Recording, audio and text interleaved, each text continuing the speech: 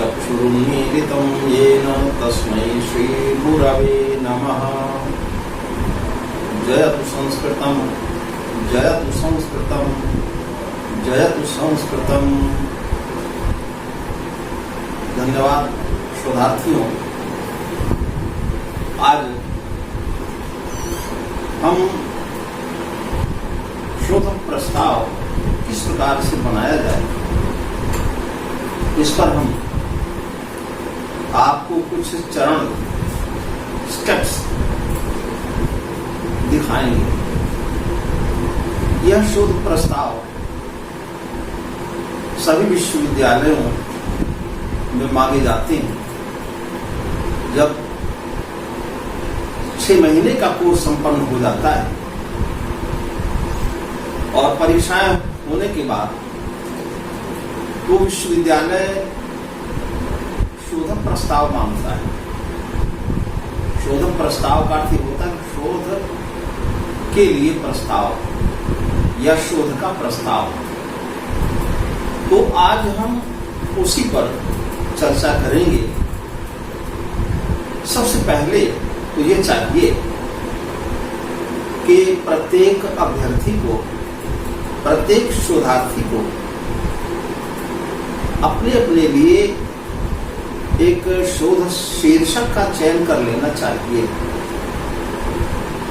और उस शोध शीर्षक को बहुत शीघ्रता में चयनित नहीं होना चाहिए। बहुत सोच विचार करके शीर्षक का चयन करना चाहिए और प्रयास ये करना चाहिए। यदि आप साहित्य के हैं तो साहित्यिक आपका शीर्षक, यदि आप व्याकरण के हैं तो आपका शीर्षक व्याकरण परक हो। यदि आप दर्शन के विद्यार्थी रहे हैं तो आपका शीर्षक दर्शन परक हो। और यदि आप पौराणिक विचारों से सहमति रखते हैं तो आपका शोध शीर्षक उस प्रकार से होना चाहिए। अब प्रश्न ये उठता है कि शोध प्रस्ताव का स्वरूप क्या होगा। शोध प्रस्ताव, रिसर्च प्रपोजल, इसके अनेक चरण हैं और ये बहुत लंबा होना भी नहीं चाहिए। इसके लिए आवश्यक है कि इसका जो मुख्य पृष्ठ है उस पर कुछ सूचनाएं आपको लिख देनी होती हैं। जैसे विश्वविद्यालयों के द्वारा आपके पहले जो शोध कर चुके हैं वो आपको गाइड करेंगे। तो शोध प्रस्ताव के सबसे ऊपर देखिएगा, माने जैसे ये 4 साइज का कागज होता है तो उस पर आप देखिएगा तो लिखा होता है शोध शीर्षक, या कहीं कहीं ऐसा होता है कि विश्वविद्यालय का नाम लिखा होता है और उसके बाद उस विश्वविद्यालय का लोगो छपा होता है। और फिर होता है कि पीएचडी को संपन्न करने के लिए विश्वविद्यालय के अंतर्गत प्रस्तुत शोध प्रस्ताव, और इसके बाद फिर नीचे उसमें शोधवर्ष लिखा जाता है और फिर नीचे आप वहां पर अपना नाम देते हैं, पूरा पता देते हैं, मोबाइल नंबर देते हैं। और ये सब करने के पहले जहां आप नाम लिखेंगे वहां आप शोधार्थी लिखते हैं और यह मुख्य पृष्ठ आकर्षक होना चाहिए। इसके आगे हम चर्चा करते हैं कि आप किस तरह से शोध प्रस्ताव को बनाएंगे, कैसे व्यवस्थित करेंगे। तो सबसे ऊपर तो आपको ये चाहिए कि उस शोध के शीर्षक को आप लिख दें।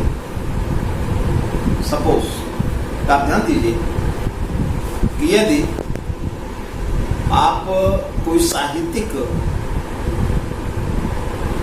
शोध प्रस्ताव बना रहे हैं जैसे महाकवि कालिदास के काव्यों में लोक धर्म,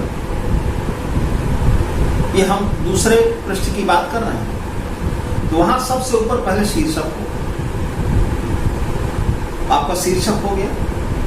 इसके बाद फिर आप उसके नीचे भूमिका या प्रस्तावना लिखेंगे। उस भूमिका या प्रस्तावना में आपने जो भी शोध शीर्षक का चयन किया है, तो उसके संदर्भ में सामान्य बातें कहते हुए आगे बढ़ते चले जाएंगे, बातें करते हुए आगे चले जाएंगे। और इस प्रकार से क्रमशः आप अपने विचार या अपनी बातें कहते हुए आप अपने शोध विषय तक पहुंच जाएंगे। इस प्रकार से इस प्रस्तावना या इस भूमिका के अंतर्गत आप अपने विषय से संबंधित आरंभ से लेकर सामान्य बातें करते हुए और अपने शोध विषय तक आप पहुंच जाएंगे। यह कार्य आपको लगभग 1.5 पृष्ठ में आपको लिख देना चाहिए, बहुत विस्तार नहीं कर। इसके बाद आगे आप उसमें दिखाएंगे, अगला जो पॉइंट होगा वो होगा शोध समस्या का औचित्य। आप शोध करने जा रहे हैं और जो आपने टॉपिक लिया हुआ है वही आपकी शोध समस्या है। समस्या इसलिए कि आप उसका समाधान करें। अब आपको उसका औचित्य सिद्ध करना है, आपको जस्टिफाई करना है कि हमने इस शीर्षक को शोध के लिए लिया हुआ है और इस शीर्षक के हमारे स्वीकार करने का औचित्य क्या है, हमने क्यों इसको स्वीकार किया। इस प्रकार से क्रमशः अपनी बातें आप वहां पर कहते हुए आगे बढ़ेंगे। इसके बाद फिर आप अगला बिंदु दिखाएंगे कि शोध समस्या का महत्व, कि हमने जो विषय का चयन किया है, हमने जिस शिक्षक को लिया हुआ है, उसका महत्व क्या है। बहुत कार्य हो चुके हैं, बहुत सारे कार्य संपन्न हो चुके हैं, तो इस प्रकार से आप किस प्रकार से आप उस अपने शोध से संबंधित विषय के संदर्भ में आप किस प्रकार से उसके औचित्य को सिद्ध करेंगे। इसमें बहुत परेशान होने की आवश्यकता नहीं होती है, बहुत संभाल करके लिखना चाहिए, जल्दबाजी नहीं करना चाहिए। और ध्यान दीजिएगा कि एक साइट आपको बता रहा हूं, DOAJ, directory of open access journals, ये साइट है। और इस पर जब जाइएगा तो कितने जर्नल्स हैं और शोध कार्य कितने हुए हैं, सब उन पर पड़े हुए आप देखेंगे। इसके बाद फिर अगला बिंदु क्या होगा, उसको आप ऐसा करिएगा कि जब आपका ये हो गया, आपने जस्टिफाई कर लिया कि शोध का जो हमने विषय लिया हुआ है, उस शोध के विषय का औचित्य क्या है। उसके बाद अगला बिंदु आपको दिखाना ये होगा कि शोध में संबंधित साहित्य का सर्वेक्षण। मैंने आपसे इससे चर्चा किया कि महाकवि कालिदास के काव्यों में लोक धर्म, अब लोक धर्म क्या है आपको बताना पड़ेगा। लोक माने संसार, और संसार में रहते हुए हम अपने धर्म का जिस प्रकार से भी निर्वाह करते हैं, कवियों ने, महाकवियों ने अपने काव्यों के अंतर्गत उस धर्म को निश्चित रूप से दिखाया होगा, और वही लोक धर्म है। तो इस प्रकार से आपको ये दिखाना होगा कि जैसे महाकवि कालिदास के काव्यों में लोक धर्म, तो अब आपको ये चाहिए कि आपको दिखाना होगा अगला पॉइंट, और उस अगले पॉइंट में आप ये दिखाएंगे कि शोध में संबंधित साहित्य का सर्वेक्षण, रिव्यू होता है, सर्वेक्षण। या आपने ये टॉपिक लिया और इस टॉपिक को स्वीकार करने के पहले आपने किन किन साहित्यों का, किन किन बुक्स का, किन किन पुस्तकों का आपने सर्वेक्षण किया। इसलिए मैंने अभी चर्चा आपसे किया कि शोध शीर्षक को स्वीकार करने के पहले खूब विचार कर लीजिए और जिस शीर्षक में आपकी गति हो जाए, गति माने आपकी स्पीड बन जाए, वही शीर्षक आपको स्वीकार करना चाहिए, कभी जल्दबाजी नहीं करनी चाहिए। तो आपको दिखाना होगा कि जैसे इसमें जहां मैंने अभी चर्चा किया कि शोध में संबंधित साहित्य का सर्वेक्षण, तो आपने अगर इस शीर्षक को लिया हुआ है तो किन किन पुस्तकों का आपने सर्वेक्षण किया, आपने रिव्यू किया, उनकी चर्चा आपको करना है। और फिर इसके बाद आपको यह दिखाना होगा कि शोध का उद्देश्य बड़ी महत्वपूर्ण ये यहाँ पर स्थिति है कि आप शोध कार्य करने जा रहे हैं तो निश्चित रूप से आपका शोध करने का उद्देश्य भी फिक्स होना चाहिए। हम संस्कृत में शोध प्रस्ताव तैयार करने के लिए बात कर रहे हैं और संस्कृत में आपने सुना है कि प्रयोजन मनुद्देश्य मंदोपि न प्रवर्तते। अपने प्रयोजन, अपने उद्देश्य को पीछे करके मंद बुद्धि वाला व्यक्ति भी आगे नहीं बढ़ता है। सबका अपना अपना उद्देश्य होता है। आपको इसमें दिखाना होगा कि हमारे इस विषय को स्वीकार करने का उद्देश्य क्या है। हम इस शोध शीर्षक के माध्यम से किन किन बिंदुओं को दिखाएंगे। हो सकता है आपके सामने समस्या आवे और कहा जाए कि इस पर तो कार्य हो चुका है और आप इस पर कार्य करने क्यों जा रहे हैं, तो आपको वहां पर दिखाना होगा इस पॉइंट के अंतर्गत कि हमने अनेक साहित्यों का सर्वेक्षण किया हुआ है, लेकिन वहां सर्वेक्षण के समय हमने ये देखा कि हमारे इस स्वीकार किए गए शीर्षक के ऊपर अभी तक कोई कार्य नहीं हुआ, या हुआ भी तो अच्छा नहीं हुआ। और हमारा उद्देश्य होगा कि हम अपने इस शीर्षक के माध्यम से अपने इस उद्देश्य को प्रकट करने में हम सफल होंगे।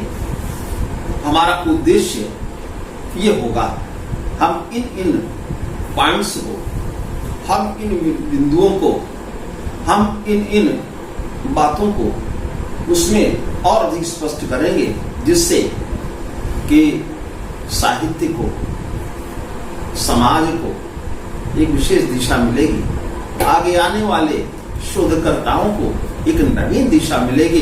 इस प्रकार से आपको वहां पर यह प्रस्तुत करना होगा कि हमारे शोध का उद्देश्य क्या है। इसके बाद फिर शोध परिकल्पना है। परिकल्पना, हाइपोथेसिस। ये हाइपोथेसिस क्या है? ये है समस्या का समाधान।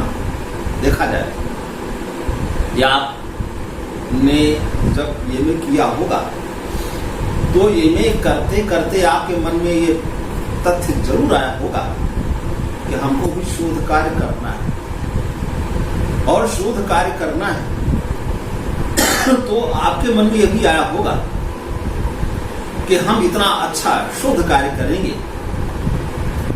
जो संस्कृत क्षेत्र में, साहित्य के क्षेत्र में, व्याकरण के क्षेत्र में, दर्शन के क्षेत्र में, पुराण के क्षेत्र में बहुत बढ़िया कार्य होगा। तो इस प्रकार से आपने एक परिकल्पना किया, ये दिखाना पड़ेगा तो आपको सारी बातें कि हम परास्नातक कक्षा में थे और उसी समय से हमारे मन में भाव ये जागृत हो गया कि हमको इस प्रकार से कार्य करना है। तो ये शोध परिकल्पना ये आपको दिखाना है। इसके बाद फिर आपको अगला पॉइंट दिखाना होगा शोध का प्रारूप। प्रारूप क्या है, कैसे होगा? या आप शोध करेंगे तो उसका स्वरूप क्या होगा? प्रबंधात्मक होगा या किस प्रकार का होगा? तो अधिकतर शोध प्रबंध लिखे जाते हैं, विवरण उनमें दिया जाता है, लेकिन थीसिस का जो स्वरूप होता है वो प्रबंधात्मक ही हुआ करता है। यह आपको दिखाना होगा कि हमारे द्वारा स्वीकार किए गए, हमारे द्वारा प्रस्तुत किए गए इस शोध शीर्षक के माध्यम से हम अपना पूरा प्रयास करेंगे, जिससे कि हमारा यह जो शोध प्रबंध तैयार होगा वो एक प्रबंधात्मक होगा, उसका स्वरूप इस प्रकार से बनेगा। इसके बाद अगला बिंदु होगा प्रस्तावित अध्याय योजना। इतने कार्य आपने कर लिए तो आपको कुछ अध्याय प्रस्तावित वहां पर करना होगा।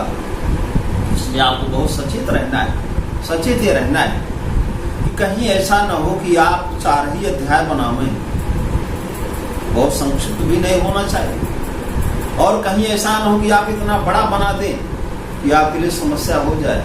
हमने तो ऐसे भी शोध प्रबंध थीसिस को देखा है जो 2 वॉल्यूम में शोध प्रबंध छपा, और उसका दुष्प्रभाव ही कहेंगे ये हो गया कि विश्वविद्यालय में जब वो शोध प्रबंध जमा किया गया और एक्सपर्ट महोदय विशेषज्ञ के पास जब भेजा गया तो शोध प्रबंध का 2 कलेवर 2 वॉल्यूम देख करके उन्होंने दोनों थीसिस को वापस कर दिया।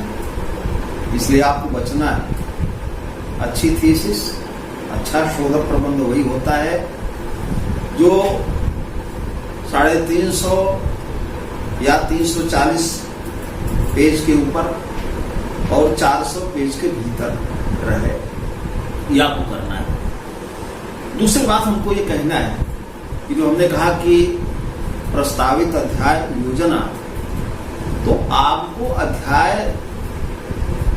7 बनाना ही बनाना है। जैसे आपने देखा होगा कि नाट्य साहित्य में कहा गया है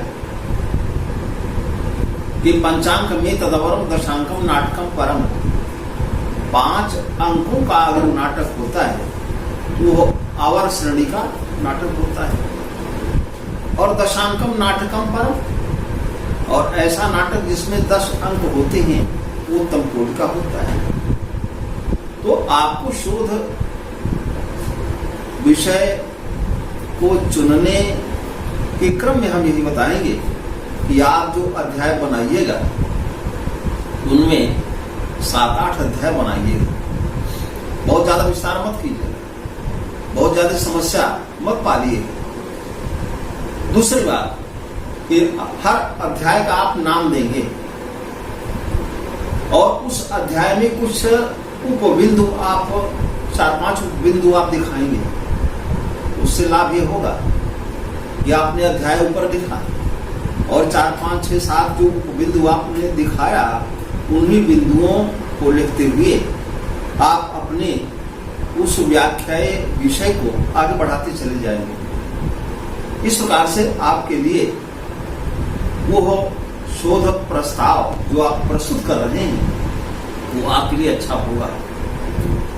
दूसरी बात, सबसे अंत में आपसे हमको ये कहना है कि आपको संदर्भ ग्रंथ सूची भी उसमें लगाना है। सामान्य रूप में लोग क्या करते हैं, जो ही ग्रंथ मिल गया 50 ग्रंथों की सूचियां बना देते हैं। उससे क्या मतलब? आपने रिव्यू करते समय मैंने एक बिंदु इसमें बताया हुआ है कि आप जब रिव्यू किए हैं तो आपको पता है कि आपने किन किन ग्रंथों को आपने पढ़ा है, उनका अनुशीलन किया है, आपने सर्वेक्षण किया है, आपने रिव्यू किया है, तो उनको वहां पर आप क्रमशः दिखा दीजिए। और अच्छा होगा कि उनको आप अल्फाबेटिकली दिखाइए, और जब दिखाइए तो ग्रंथ का नाम, पहले तो क्रम संख्या, फिर ग्रंथ का नाम, ग्रंथ को लिखने वाले और ग्रंथ प्रकाशित कहां से हुए, कितने अध्याय हैं और किन किन वर्षों में उन ग्रंथों का प्रकाशन हुआ है। हमें पूर्ण विश्वास है कि यदि आप इस प्रकार से विश्वविद्यालय में शोध प्रस्ताव रखते हैं तो सभी प्रकार के बिंदुओं का आपने स्पष्टता उल्लेख वहां पर कर दिया होगा। जब आप जमा करेंगे तब आपके लिए कोई समस्या नहीं होगी और आपका विषय निश्चित रूप से वो स्वीकृत हो जाएगा। रही बात, मैंने आपसे जो मुख्य पृष्ठ पर बात किया, मुख्य पृष्ठ इसका जो शोध प्रस्ताव का है, उसमें आपका नीचे नाम होगा। अभी वहां पर आपको गाइड का नाम देने की आवश्यकता नहीं है। आपसे विश्वविद्यालय मांगेगा कि 3 गाइड का नाम दीजिए, वो आप देंगे, लेकिन आप मुख्य पृष्ठ पर किसी गाइड का नाम नहीं देंगे। मुझे पूर्ण विश्वास है कि हमारे बताए हुए नियम निर्देशों का पालन करते हुए यदि आप अपने शोध प्रस्ताव को बनाते हैं तो निश्चित रूप से आपका शोध प्रस्ताव स्वीकृत हो जाएगा।